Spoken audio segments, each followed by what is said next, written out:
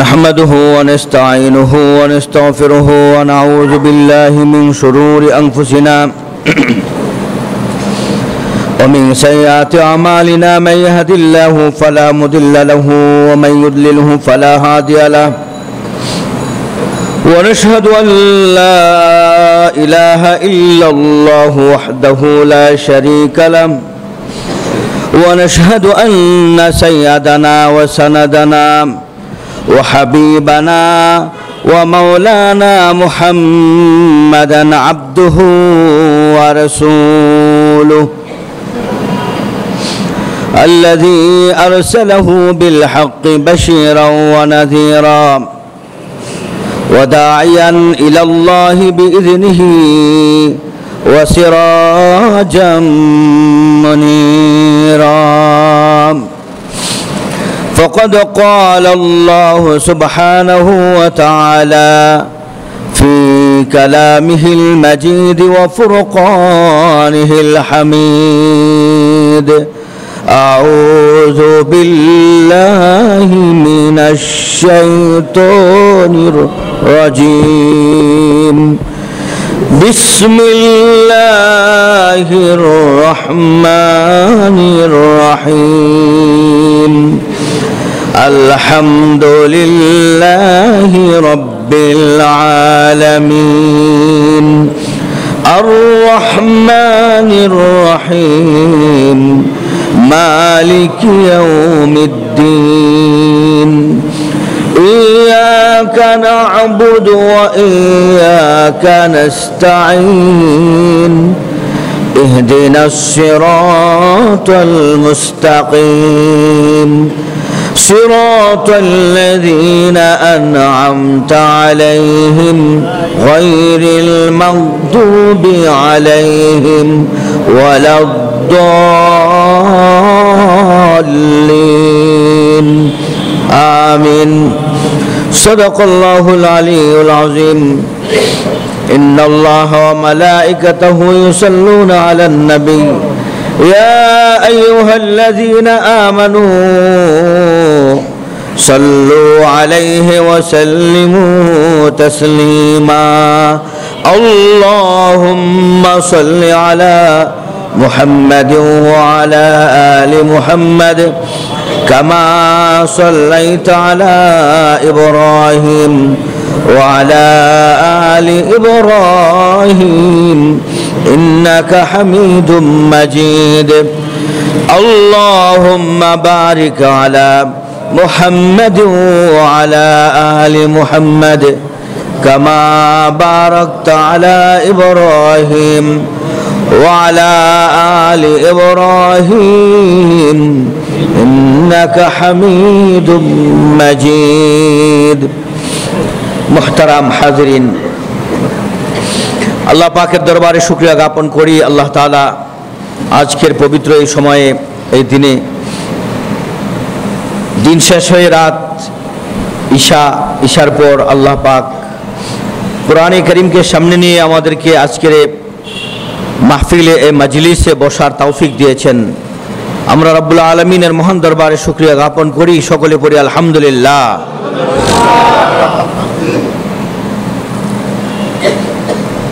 সম্মানিত হাজিরিন কোরআনে কারীমের তাদাব্বুর বুঝা কোরআনকে বোঝা কোরআনে আল্লাহ কি বলেছেন এগুলো জানা শোনা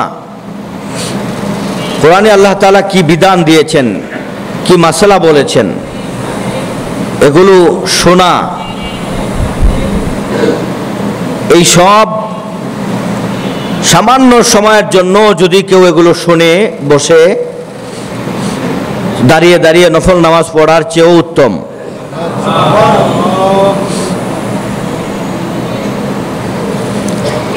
কোরআনে কারীমের তেলাওয়াত এই ব্যাপারে তো রাসূলের বক্তব্যই রয়েছে আর কোরআন আমরা কেন বুঝবো কমপক্ষে যতটুকু সম্ভব হাত্তাল ইস্তেতা হাত্তাল ইমকান সূরা ফাতিহার মধ্যে আল্লাহ তাআলা কি বলেছেন জীবনেও শুনলাম না, পড়লাম তো নাই, পড়তে পারি না, শুনিও নাই, এইটা হতে পারবে না। একজন মুসলিমের জন্য এটা হতে পারবে না। বরং যে সত্যিকারের মুসলিম সালাত আদায় করে তার জানা উচিত যে আল্লাহ পাক কোরআনে কারীমের মধ্যে কি কি কথা বলেছেন। কমপক্ষে যে সূরাগুলো পড়ে এই সূরাগুলোর মধ্যে কি আছে এটাও তো জানা দরকার, দরকার না? এমনি তো আমরা আজমি, আমরা কি আজমি মানে কি অনারবি, আমরা অনারবি, আরবি আমাদের ভাষা না। এই অনারবি হওয়ার কারণে আরবি ভাষা কিন্তু আমরা বুঝি না, বুঝি না। যারা আরবি তারাও কিন্তু কোরআনে কারীমের অর্থ, তাফসীর, তরজমা, তেলাওয়াতের পাশাপাশি এগুলো তারা শিখে, জানে, বোঝে। আমাদের চেয়ে বেশি ওই সমস্ত আরবি দেশগুলোতে, আরব দেশগুলোতে যারা ধর্মীয় জ্ঞানে শিক্ষিত না, জ্ঞানী না, মূর্খ, চাষি, চাষাবাদ করে, ক্ষেতখামারি করে, কৃষক,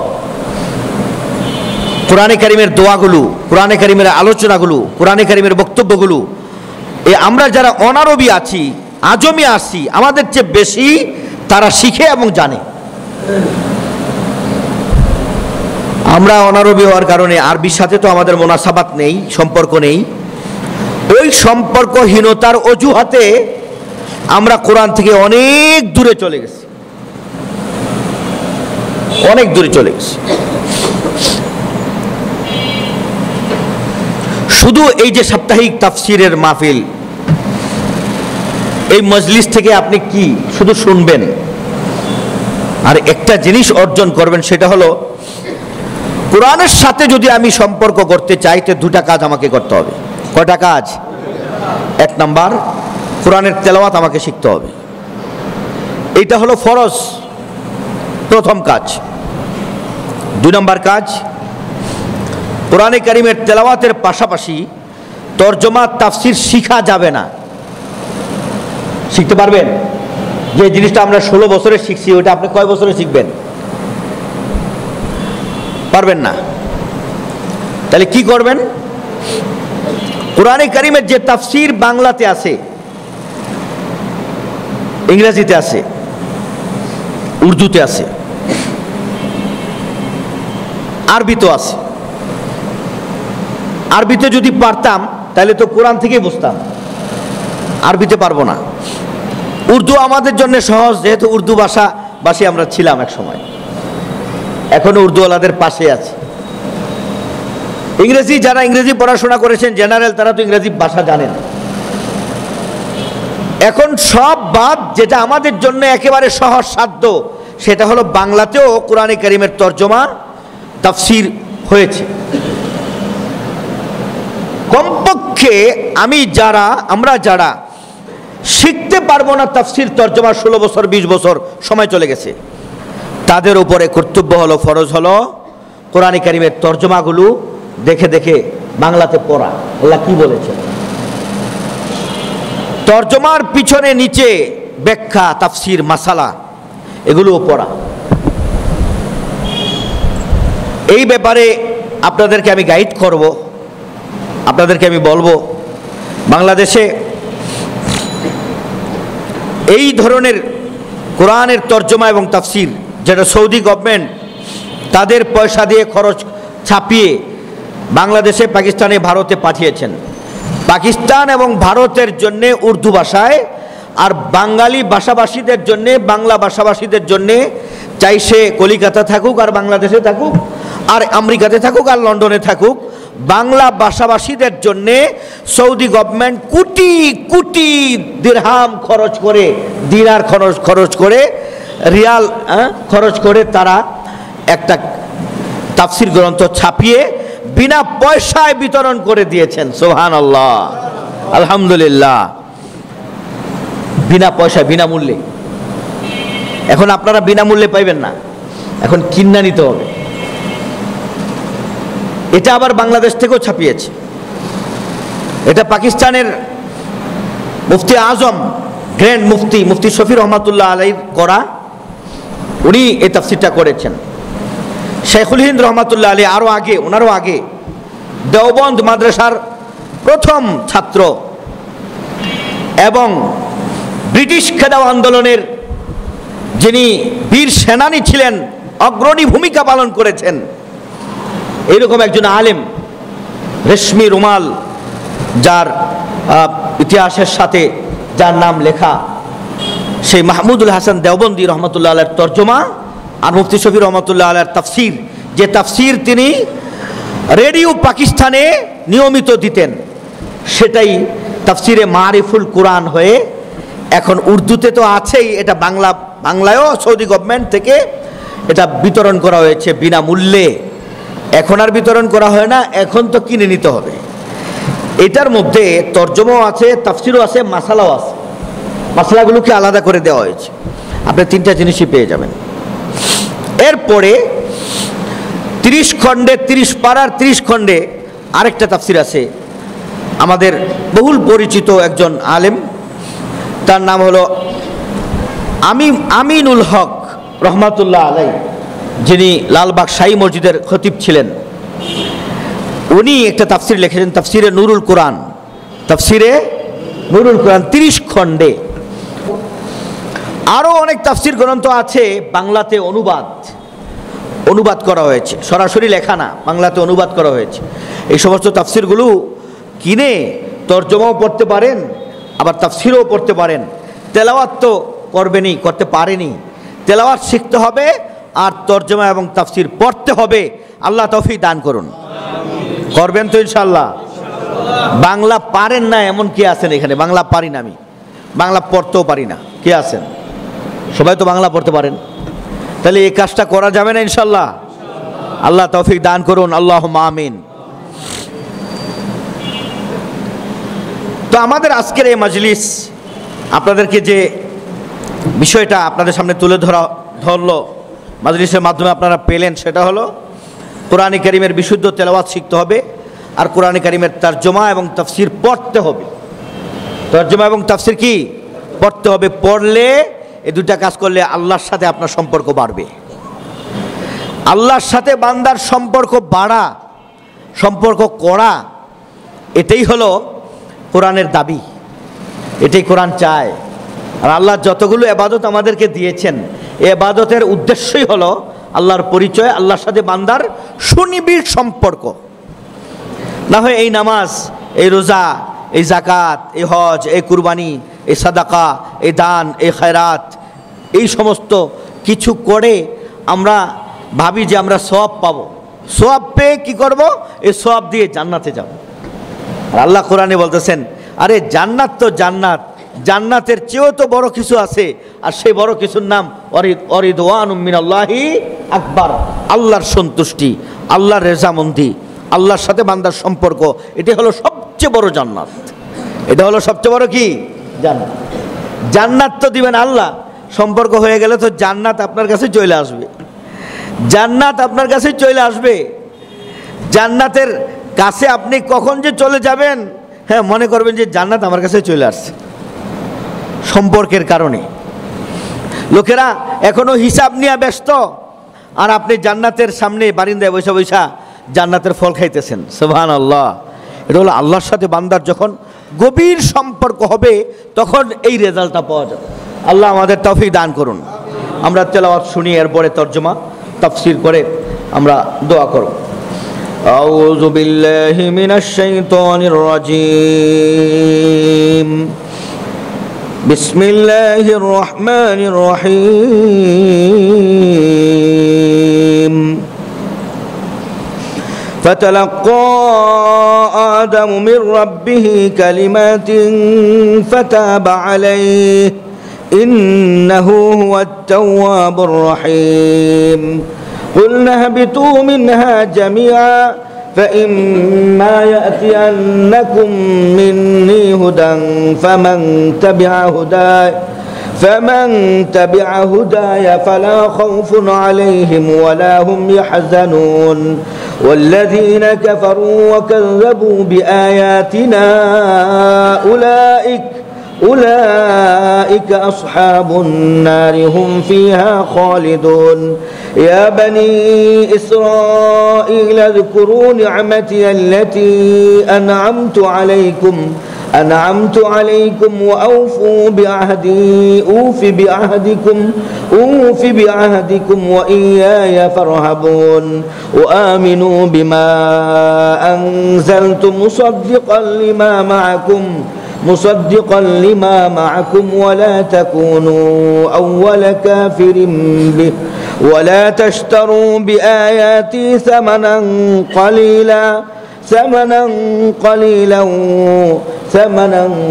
قليلا وإياي فاتقون ولا تلبسوا الحق بالباطل وتكتموا الحق وأنتم تعلمون وأقيموا الصلاة وآتوا الزكاة واركعوا مع الراكعين أتأمرون الناس بالبر وتنسون أنفسكم وأنتم تتلون الكتاب أفلا تعقلون واستعينوا بالصبر والصلاة وإنها لكبيرة إلا على الخاشعين الذين يظنون أنهم ملاقو ربهم وأنهم إليه راجعون يا بني إسرائيل اذكروا نعمتي التي أنعمت عليكم وأني فضلتكم على العالمين واتقوا يوما لا تجزي نفس عن نفس شيئا ولا يقبل منها شفاعة ولا يؤخذ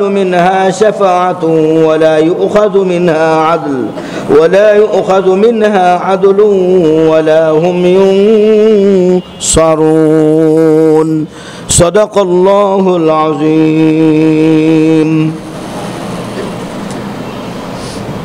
আমরা এই আয়াতগুলোর তরজমা শুনেছি, তাফসীরও শুনেছি।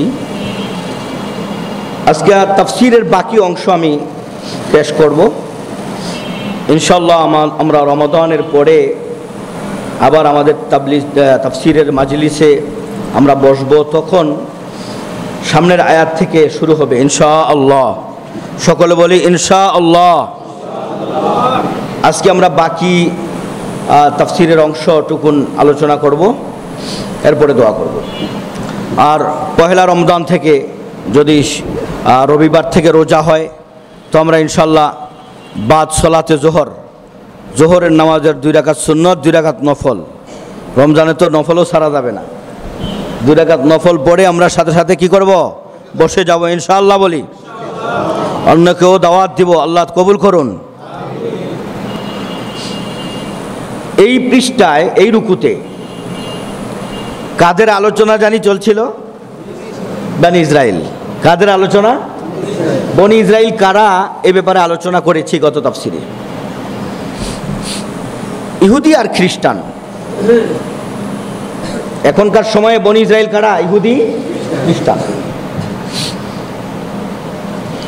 এদেরকে আল্লাহ তাআলা বলেছেন একটা কথা, যে তোমাদের কাছে আমি কোরআন পাঠাইছি। কোরআন যখন নাজিল হইতেছিল তখন ইহুদি খ্রিস্টানরা সারা বিশ্বের আনাচে কানাচে ছড়িয়েছিল। খুদ মক্কার মদিনার চারপাশে খ্রিস্টানরা ছিল, ইহুদিরা ছিল। মদিনাতে আল্লাহ রাসূল যখন দাওয়াত দিতেছেন, ইসলামের দাওয়াত, তখন ইহুদিরা মদিনার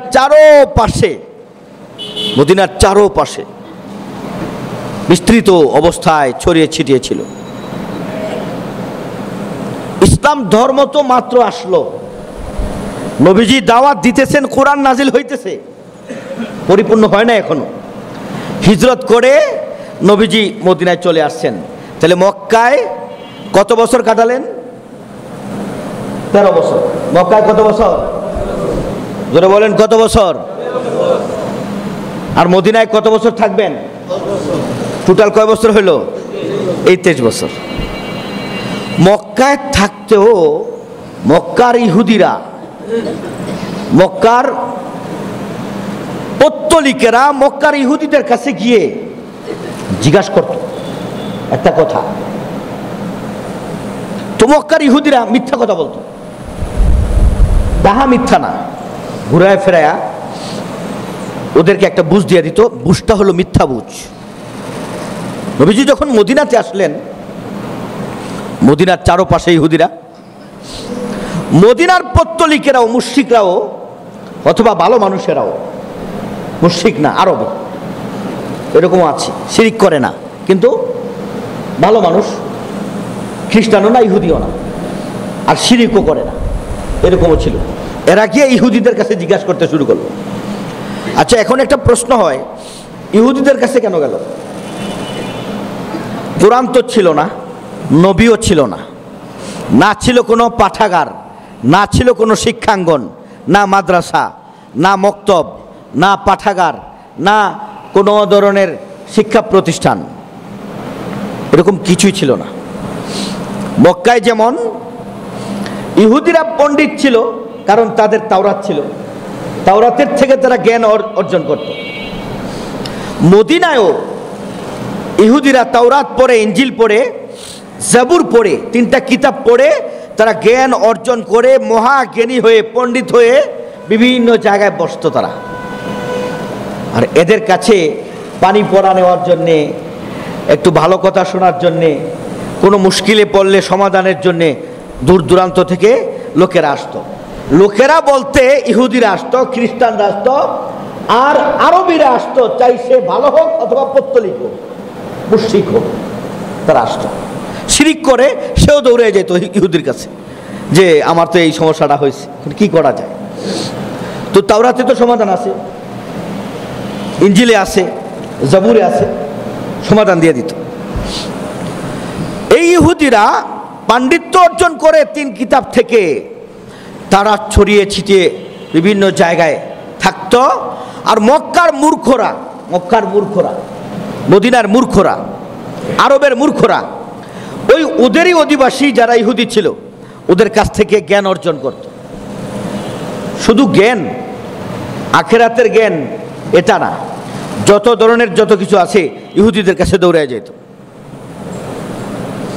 আল্লাহ রাসূল যখন মদিনাতে দাওয়াত দেওয়া শুরু করলেন, মক্কাতে দাওয়াত দিতে শুরু করলেন, মক্কার মুশরিকরা কয়েকবার ইহুদিদের কাছে গিয়ে জিজ্ঞাসা করছে, আচ্ছা এই যে লোকটা দাওয়াত দিতেছে, কালেমার দাওয়াত, তোমাদের কিতাবের মধ্যে কি এরকম কোনো কিছু আছে যে মক্কায় এরকম একটা লোক আসবে, নাম হবে মুহাম্মদ, বাবার নাম আব্দুল্লাহ, এই লোকটা নবী হবে, আখির নবী, শেষ নবী, বা তোমাদের নবীর চেয়েও শ্রেষ্ঠ নবী, এরকম কিছু কি আছে? এখন মদিনাতেও হুবহু এই প্রশ্ন। মদিনার আরবীয়রা, মুশরিকরা অথবা জ্ঞানীরা, ওই মদিনার আশেপাশে খায়বারে, তারপরে বিভিন্ন বড় বড় গোত্রগুলি ইহুদিদের গোত্র, এই গোত্রগুলোতে গিয়ে ইহুদিদের পণ্ডিত আলেম, ইহুদিদের যারা বড় বড় সন্ন্যাসী ছিল, এদের কাছে গিয়ে জিজ্ঞাসা করত, মাসলা জিজ্ঞাসা করত, বিভিন্ন সমস্যার সমাধানের জন্য যেত, পানি বড় আনত, ফুও নিত। আজকে যে কথাটা জিজ্ঞাসা করার জন্য সবাই গেছে, কয়েকজনে মিলে গেছে, সেটা হলো মদিনাতে যে মক্কা থেকে একটা লোক আসছে, আপনারা তো শুনছেন? বলে হ্যাঁ শুনছি, নাম মোহাম্মদ। আচ্ছা বলেন তো, আপনাদের তাওরাতে, আপনাদের ইঞ্জিলে, আপনাদের জাবুরে এই বেটার ব্যাপারে, এই লোকটার ব্যাপারে কোনো ফরমান, কোনো আদেশ, কোনো নিষেধ, কোনো সুখবরি, কোনো খুশখবরি, কোনো সুসংবাদ, এরকমের কিছু আছে কিনা বলে। এখন চিন্তা করলো, যদি বইলা দেই হ্যাঁ আছে, তাইলে তো আমরা গেলাম, আমাদের কাজ কি শেষ। এই জন্যে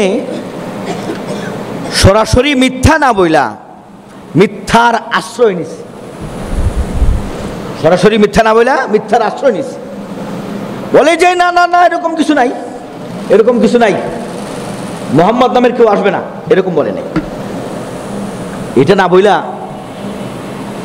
অনেক দূরের একটা রেফারেন্সটাই নেই না, একটা কিছু বইলা এদেরকে ফিরাই দিছে যে আপনারা টেনশন করেন না, যদি এরকম কোনো নবী আসে সেটা আমরা বলবো আগে, আমরাই তো চিনি, আমরাই তো জানি। আচ্ছা, মোহাম্মদের ব্যাপারে দেখি উনি আসলে সত্য নবী কিনা দেখি, কোনো মুজিজা দেখাইতে পারি কিনা দেখি, পরে বলো, এখন এটা নিয়ে মাথা ঘামে না, জান এদের বলে দিচ্ছে। তাইলে উনি যে দাবি করতেছে ওনার উপরে ওহী আসে, আর ওই ওহী আবার নামাজের মধ্যে পড়ে, আর ওগুলো শোনার জন্যে মদিনার সব নারী পুরুষরা ওনার পিছনে দাঁড়ায় থাকে, সুবহানাল্লাহ। আর মক্কায় বলতো আবু জাহেলের স্ত্রী, আবুল আহাবের স্ত্রী, সুফিয়ানের স্ত্রী, এই মহিলারা বাচ্চা কোলে নিয়া নবীজির কোরআন তেলাওয়াত শোনার জন্যে সেই সকাল থেকে দাঁড়ায় থাকতো, সুবহানাল্লাহ। আরে খুদ আবু সুফিয়ান, আবুল আহাব ওরা নিজেরাই তো রাত্রের গভীরে নবীজি যখন তেলাওয়াত শুরু করতেন তখন আইসা দাঁড়ায় দাঁড়ায় শুনতেন। এখন ইহুদিদেরকে জিজ্ঞেস করে, ওই যে যেটা নাজিল হইতেছে এরকম কি কিছু তোমাদের তাওরাতে আছে? তাওরাত তো আল্লাহর কিতাব, জাবুরও তো আল্লাহর কিতাব, ইনজিলও আল্লাহর কিতাব, এই তিন কিতাবের মধ্যে কি এরকম কিছু আছে যে এই লোকটার উপর থেকে তোমাদের নবীর উপর যেমন নাজিল হয়েছিল এর উপরও নাজিল হবে? আরে এইটা কি চারটিখানি কথা নাকি যে বললই আর হয়ে গেল নাজিল হবে? এটা অনেক কিছু আমরা দেখি, আমাদের দেখতে দাও, আমাদের ভিতরে তাওরাত আছে, ইনজিল আছে, সব আছে। সরাসরি বলে নাই যে হ্যাঁ এটাই মুহাম্মদ, এটাই নবী, বললে তো ধরা খেয়ে যাবে। আল্লাহ তাআলা তাদেরকে বলতেছে, ওয়ালা তাকুনু আউয়ালা কাফিরিন বিহি, আরে যে কিতাব আমি নাজিল করছি মুহাম্মাদের উপরে, এই কিতাব তোমাদের তাওরাতের সমর্থন করতেছে, জাবুরের সমর্থন করতেছে, ইনজিলের সমর্থন করতেছে। যদি এই কিতাবের মধ্যে তাওরাত, জবুর, ইনজিলের কথা না থাকে, কিয়ামত পর্যন্ত তোমাদের তাওরাত, জবুর, ইনজিলকে কেউ চিনবে না, কেউ জানবে না। এই কিতাবে তো বলে দিচ্ছে সব কথা, তাহলে এই কিতাবকে অস্বীকার করো কেন? আর তোমরাই প্রথম অস্বীকারী হয়েও না, ইহুদিদেরকে বলতেছে তোমরা প্রথমেই অস্বীকারী হয়েও না। আর তোমরা তাওরাত বিক্রি করেছো, ইনজিল বিক্রি করেছো, জাবুর বিক্রি করেছো, মানে তাওরাতের আয়াতকে গোপন করেছো, ইনজিলের আয়াতকে গোপন করেছো। সরাসরি ঈসা নবীর উপরে যে ইনজিল নাজিল হয়েছে ওই ইনজিলের মধ্যে মুহাম্মদ সাল্লাল্লাহু আলাইহি সাল্লামের নাম আহমদ এসেছে, আহমদ, অথচ তারা গোপন করে ফেলেছে। তাওরাতের মধ্যে মুহাম্মদের নাম মুহাম্মদ এসেছে, গোপন করে ফেলেছে। আল্লাহ কোরআনে বলতেছেন, ইয়ারিফুনাহু কামা ইয়ারিফুনা আবনাআহুম, মুহাম্মদকে তারা চিনে এমনভাবে যেমন নিজেদের সন্তানদেরকে চিনে। তাওরাতের মধ্যে পড়ে চিনে যে মুহাম্মদের এরকম নাক হবে, কান হবে, সব তাওরাতের মধ্যে বর্ণনা আছে। তাহলে এত কিছু চিনার জানার পরেও এটাই যে মুহাম্মদ, এটা তারা দ্ব্যর্থহীন ভাষায় বলতে কেন ভয় পাচ্ছে? আল্লাহ বলতেছেন ভয়টা কেন পাচ্ছে জানো না? এই যে যদি বইলা দেয় সত্য কথা যে হ্যাঁ এটাই মুহাম্মদ, তো সব মানুষ মুহাম্মদের ইতাআত শুরু করবে, এবং খুদ ইহুদিদেরকেও চলে আসতে হবে মুহাম্মদ সাল্লাল্লাহু আলাইহি ওয়াসাল্লামের হাতের নিচে, সুবহানাল্লাহ। তার পতাকার নিচে ইহুদিদেরকেও আসতে হবে, খ্রিস্টানদেরকেও আসতে হবে। ওই যে আসতে হবে এই ভয়ে ওরা আসবে না, এই জন্য মুহাম্মদকে মুহাম্মদ সাল্লাল্লাহু আলাইহি ওয়াসাল্লাম হিসেবে মানে না। আল্লাহ তাআলা তাদেরকেই বলতেছেন, ও আমিনু বিমা আনজালতু মুসাদ্দিকাল লিমা মাআকুম, প্রথম বললেন ঈমান আনো কোরআনের উপরে, যে কোরআন তোমাদেরকে সত্যায়ন করে। দুই নম্বরে বলতেছেন ওয়ালা তাকুনু আউয়ালা কাফিরিন বিহি, তোমরাই প্রথম অস্বীকারী হয়ো না। তিন নাম্বার বলতেছেন ওয়ালা তাশতারু বিআয়াতি সামানান কালিলা, আমার আয়াতগুলোকে দুনিয়ার স্বার্থে গোপন করো না। চার নাম্বারে বলতেছেন ওয়ালা তালবিসুল হাক্কা বিল বাতিল, কথাকে ঘুরায় ফেরায় কেন বলো? সত্যটা বলে দাও, ঘুরায় ফেরায় কেন বলো? সত্য বলে দাও যে হ্যাঁ আমরা তাওরাতে পেয়েছি, ইনজিলে পেয়েছি, জাবুরে পেয়েছি, ইনি মুহাম্মাদুর রাসূলুল্লাহ সাল্লাল্লাহু আলাইহি ওয়াসাল্লাম। আল্লাহ তাআলা বলতেছেন وأقيموا الصلاة وآتوا الزكاة واركعوا مع الراكعين। এই আয়াত আল্লাহ তাআলা ইহুদিদেরকে বলতেছেন, নামাজ তো ছেড়ে দিছো, জামাতও ছেড়ে দিছো, নামাজও পড়ো, জামাতও করো, আর নামাজ জামাতের সাথে পড়ো, আর যাকাত দাও। মানুষকে ভালো কথা বলো আর নিজেরাই ভালো কথা পালন করো না। মানুষকে বলো তাওরাতে আছে আল্লাহর হুকুম পালন করতে হবে, নিজেরাই তো পালন করো না। কারণ তাওরাতে তো আছে এই কথা যে যখন নবী আসবে তো মুহাম্মদুর রাসূলুল্লাহর সবাই ইতাআত করবে, তোমরা কেন ইতাআত করো? এরপরে আল্লাহ তাআলা এখানে যে তাদের কিছু চরিত্র তুলে ধরা হয়েছে, তাদের কিছু চরিত্র, যে ওরা এই কাজে এই কাজগুলো ইহুদিরা করে, ওদের চরিত্র তুলে ধরে ওদের সমালোচনা করে আল্লাহ আমাদেরকে কি বুঝাইতে চান, পুরোটা পৃষ্ঠাই ওদের কিছু চরিত্র তুলে ধরা হয়েছে। এক নাম্বার হলো ওরা মিথ্যাবাদী, সত্য কথা গোপন রাখে। দুই নাম্বার হলো ওরা তাওরাত গোপন করে, তাওরাতের বিধিবিধান গোপন করে। তিন নাম্বার হলো ওরা নামাজ ছেড়ে দিয়েছে, যাকাত ছেড়ে দিয়েছে, সুদের প্রচলন ঘটিয়েছে। চার নাম্বার হলো ওরা জামাত ছেড়ে দিয়েছে। পাঁচ নাম্বার, ভালো কথা তাওরাত থেকে শোনায়, নিজেরা আমল করে না। আল্লাহ রাব্বুল আলামিন এই যে ইহুদিদের সমালোচনাগুলো করলেন, এখানে বানি ইসরাইলের সমালোচনাগুলো এখানে করলেন, আমাদেরকে ওদের সমালোচনা শোনায় লাভটা কি? লাভ আছে? ওরা তো চলে গেছে কয় হাজার বছর আগে, 4000 বছর আগে। নুজুলে কোরআনের সময় ধরেন আরো 1000 বাদ, 3000 বছর আগে। তো 4000, 3000, 2000 বছর আগে ওরা চলে গেছে।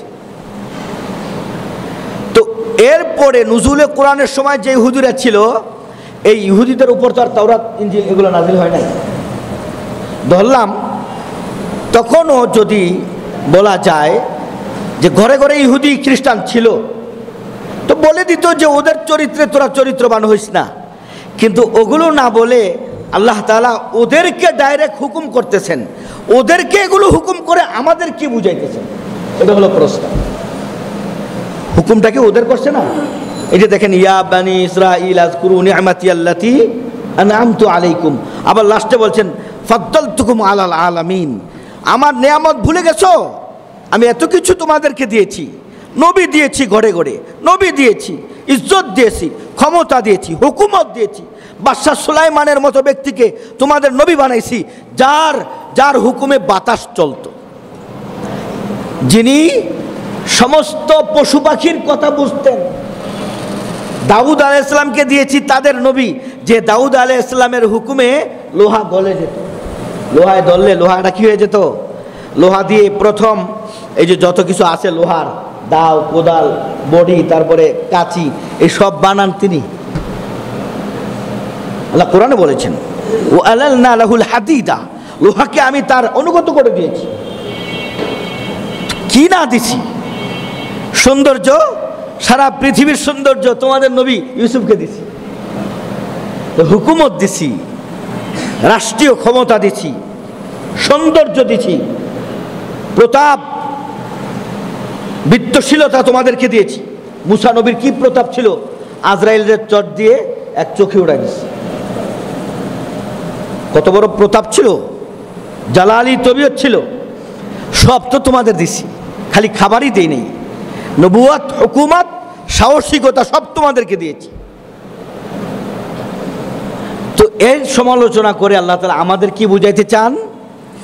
আমাদেরকে, উম্মতে মুহাম্মাদিয়াকে এটাই বুঝাইতে চান যে ওরা তোমাদের আগের উম্মত, ওরা যে সমস্ত কাজগুলো করছে তোমরা যদি করো, ওদের যে পরিণতি হয়েছে তোমাদের ওই পরিণতি। ওরা যে অভিশাপ, ওরা যে আল্লাহর যে আযাবের সম্মুখীন হয়েছে, তোমরা ওই আযাবের সম্মুখীন হবে। আর নবী সাল্লাল্লাহু আলাইহি ওয়াসাল্লামের উপর যখন কোরআন নাজিল হয়, নবী একদিন সাহাবীদেরকে বলেছিলেন লা তাতবা'আন্না সুনানাল্লাযীনা মিন ক্বাবলিকুম। আরে কি আর বলবো, নবীজি তার সেই দূরদর্শিতা, সেই অন্তর্দৃষ্টি যাকে বলা হয়, বসিরত যাকে বলা হয়, নবীজি শত বছর পূর্বে, শত বছর পরে কি হবে, শত বছর পরে, 1000 বছর পরে কি হবে, সেই কথাও তো বলে গেছেন। কিছু বলেছেন ওহির মাধ্যমে, কিছু বলেছেন আল্লাহ প্রদত্ত সেই দূরদর্শিতার মাধ্যমে। আজকের এই কথাটা তিনি সেই দূরদর্শিতা থেকেই বলেছেন যে লাতাতবাউন্না সুনানাল্লাযিনা মিন ক্বাবলিকুম, তোমরা একদিন দেখা যাবে, কাল অতিক্রম করতে করতে এমন সময় আসবে তোমাদের পূর্ববর্তীদের খুব তোমরা অনুসরণ করবে, খুব অনুসরণ করবে তাদের। অনুসরণ করতে গিয়ে যদি গুই সাপের গর্তের ভিতরে ঢুকতে হয়, সেখানেও তোমরা ঢুকে যাবে। সাহাবায়ে কেরাম জিজ্ঞাসা করলেন, ইয়া রাসূলুল্লাহ, ওই যে বলেন সুনানাল্লাযিনা মিন ক্বাবলিকুম, তোমাদের পূর্ববর্তীদের অনুসরণ, তোমাদের পূর্ববর্তীদের কৃষ্টি কালচার তোমরা এমনভাবে গ্রাস করবে, গ্রহণ করবে, যে একটা উদাহরণ আমি দিলাম যে চলতে চলতে গুই সাপের গর্তের ভিতরে তোমরা ঢুকে যাবে। ওরা গুই সাপের গর্তে ঢুকছে, তোমরা ওটার ভিতরে ঢুকে যাবে। তার মানে ওরা ওদের এমন অনুসরণ করবে। ওরা অন্ধ গুহার ভিতরে ঢুকছে, তোমরা দেখবে না যে এটা তো অন্ধকার, তোমরা ওইখানে ঢুকে যাবে। সাহাবায়ে কেরাম জিজ্ঞাসা করলেন, ইয়া রাসূলুল্লাহ, এরা কি ইহুদি খ্রিস্টান? নবীজি বলেন, তাইলে আর কারা? আপনি দেখেন, জামানা এখনো শেষ হয় নাই, আরো 50 বছর আছে বাকি মনে করেন। ওই নাসাওয়ালা বিজ্ঞানীরা তো বলছে 32-এ শেষ হয়ে যাবে। আমরা তো বলেছিলাম যে 28 থেকে 30-এর মধ্যে ইমাম মাহদী আসবে। এখন নাসাওয়ালারা বলতেছে 32-এর মধ্যে যে গ্রহাণু আশ্রয় পড়বে পৃথিবীতে, পাকিস্তান, বাংলাদেশ, ভারত, আমেরিকার আরও কিছু আটলান্টিক মহাসাগর সহ এগুলো সব ধ্বংস হয়ে যাবে, বিলীন হয়ে যাবে। আমাদের বক্তব্য হলো, আল্লাহ তাআলা কি বিলীন করবেন না করবেন আল্লাহই জানেন। তবে পৃথিবী ধ্বংসশীল, ধ্বংস হবে। 50 বছর পরে হোক, 100 বছর পরে হোক, পৃথিবী ধ্বংস হয়ে যাবে, কিয়ামত হবে।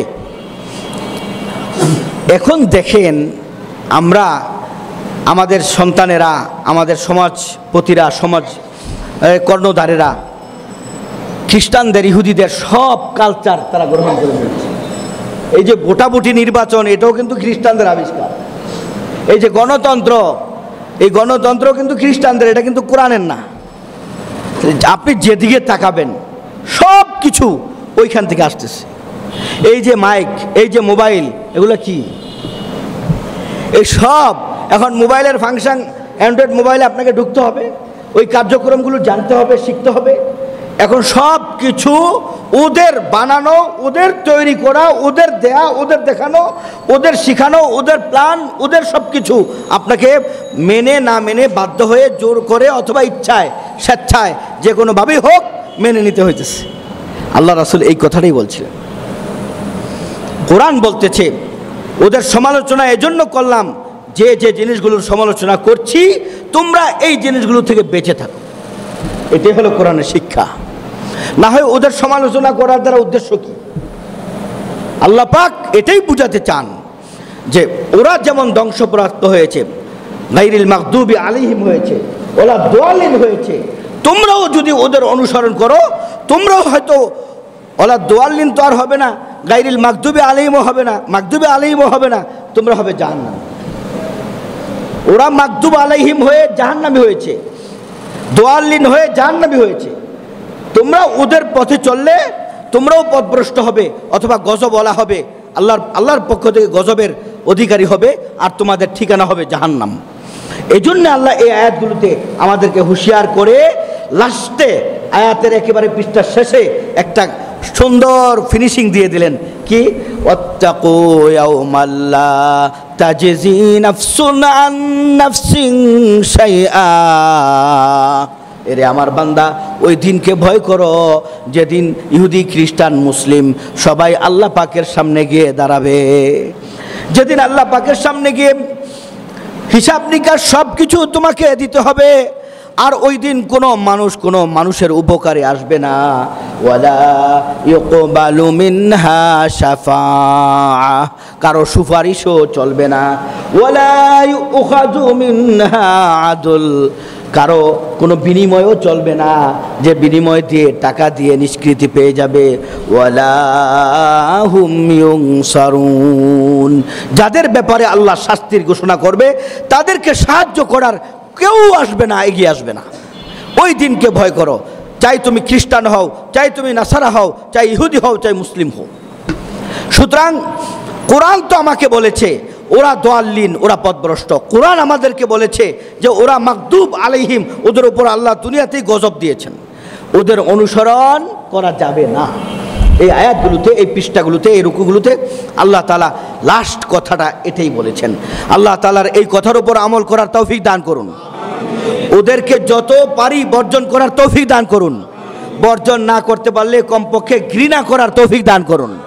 ওরা ইসলামকে শেষ করে দিচ্ছে, মুসলিম জাতিকে শেষ করে দিচ্ছে, ঈমানকে হরণ করছে, আমলকে নষ্ট করছে।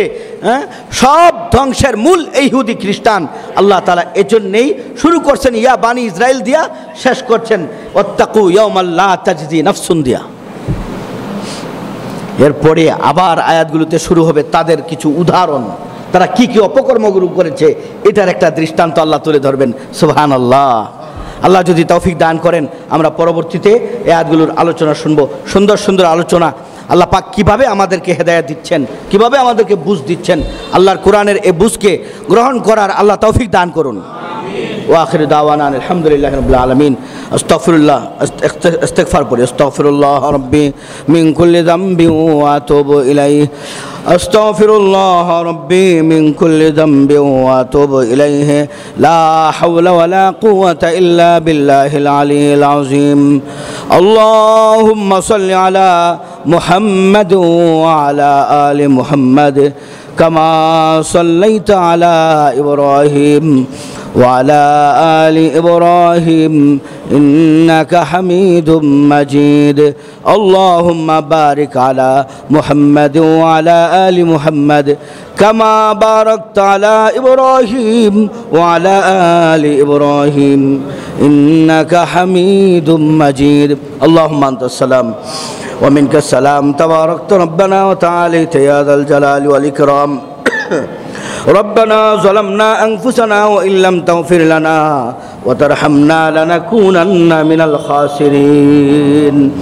ربنا آتنا في الدنيا حسنة وفي الآخرة حسنة وقنا عذاب النار. আয় আল্লাহ রাব্বুল আলামিন, কিছু সময় আপনার বান্দাদের সামনে নিয়ে কোরআন থেকে কিছু আয়াতের তাফসীর তরজমা করলাম, তেলাওয়াত করলাম। রব্বুল আলামিন, আপনার কোরআন সত্য, আপনার কোরআন মহান, যেমন আপনি মহান।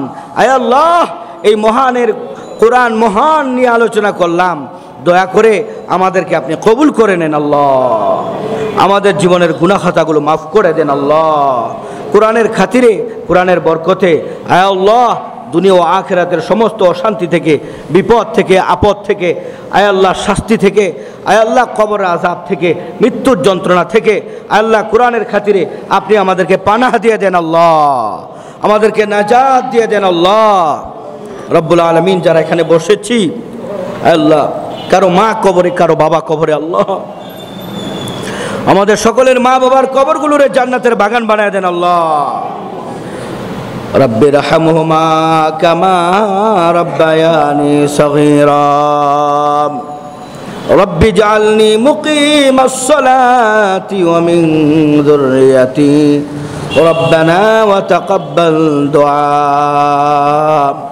রব্বানা ইগফির লানা ওয়া লিওয়ালিদাইনা ওয়া লিউস্তাযিনা ওয়া লিশাইখিনা ওয়া লিমাশায়িখিনা ওয়া লিআহবাবিনা ওয়া লিআজওয়াজিনা ولذرياتنا ولمن له حق علينا ولجميع المؤمنين والمؤمنات والمسلمين والمسلمات الأحياء منهم والميتين إنك مجيب الدعوات. أي الله رب العالمين, সামনে রমাদান সমাগত আল্লাহ, আমাদেরকে রমজান পর্যন্ত পৌঁছে দেন আল্লাহ। আল্লাহুম্মা বারিক লানা ফি রজব ওয়া শাবান ওয়া বাল্লিগনা রমাদান। আল্লাহ রমাদানের বরকত, রমাদানের মাগফিরাত, রমাদানের ফজিলত আমাদের সকলকে নসিব করেন আল্লাহ। তাকাব্বাল মিন্না ইন্নাকা আনতাস সামিউল আলিম ওয়া তুব আলাইনা ইন্নাকা আনতাত তাওয়াবুর রহিম। সুবহান রাব্বিকা রব্বিল ইজ্জাতি আম্মা ইয়াসিফুন ওয়া সালামুন আলাল মুরসালিন ওয়ালহামদুলিল্লাহি রাব্বিল আলামিন। রব্বুল আলামিন মৃত্যুর সময় আমাদের জবানে জারি করে দিয়েন আপনার মধুর কালেমা লা ইলাহা ইল্লাল্লাহু মুহাম্মাদুর রাসূলুল্লাহ। আমিন আমিন বিরহমাতিকা।